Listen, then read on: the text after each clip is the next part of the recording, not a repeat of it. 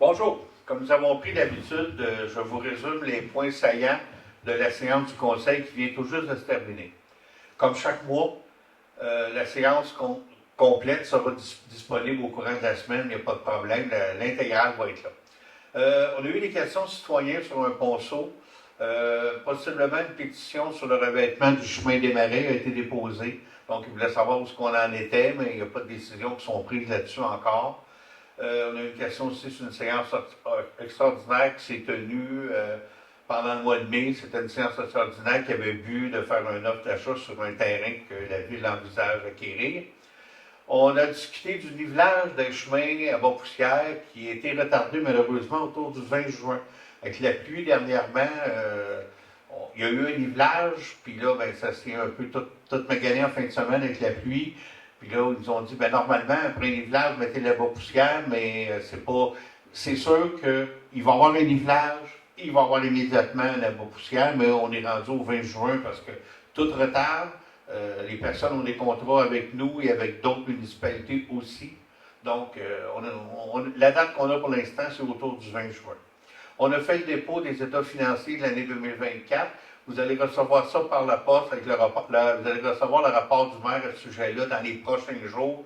On essaie de faire rapidement pour être sûr d'être plus vite que la possible grève de la poste. Les travaux sur J.A. Bombardier vont bon train. Nous avons adopté le premier paiement des travaux, parce que vous savez, quand on fait des travaux de cette ampleur-là, ben, périodiquement, à chaque mois, on paye une partie des travaux, donc on a fait le premier versement. On remercie les gens du secteur de leur patience, parce que ça a des grands impacts. On sait que J.A. Bombardier est un chemin cul-de-sac, donc c'est vraiment un bon impact pour eux. Merci de votre patience. On a autorisé la Direction générale à signer les ententes industrielles pour la gestion des eaux usées. Tous nos commerçants, nos industriels sont au courant qu'on fait des études pour arriver qu'en entente industrielle. Donc, on a autorisé le maire et la DG à signer ces éventuelles ententes-là. On a donné un contrat à une entreprise locale pour la tenue du site web. On avait parlé, l'autre mois, on avait donné ça à l'entreprise GoDaddy, puis finalement, on a eu même un meilleur prix sur une entreprise locale, fait que, l'entreprise de Valco, fait que on dit d'acheter local, fait que c'est parfait. Nous avons déclaré dans une résolution notre accord pour les nouvelles règles de consigne, notre désaccord pour les règles de consigne qui feront en sorte qu'elles ne pourront plus être acceptées dans notre municipalité. Actuellement, avec la réforme de la consigne au Québec, le point de dépôt va être à Valco ou IGA, vous avez sûrement vu ça. Par contre, ça a un très grand impact sur nos commerces locaux, à Racine et ailleurs, là, je vois le règle général. C'est-à-dire que notre dépanneur ne pourra plus accepter nos canettes, nos bouteilles, il ne pourra plus être un point de dépôt. On va être obligé d'aller porter ça à Valco. Bon, c'est un petit revenu pour lui, ça a aussi un deuxième impact.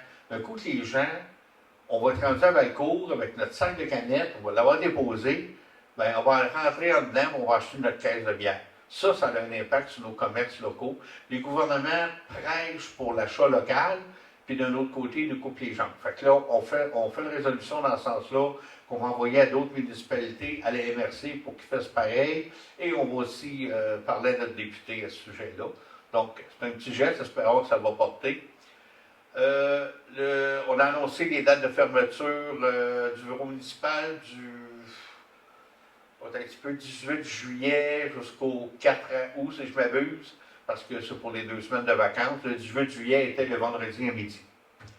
Je termine en faisant mention spéciale de l'essor agroalimentaire de notre village. 3 événements marquants cette fin de semaine.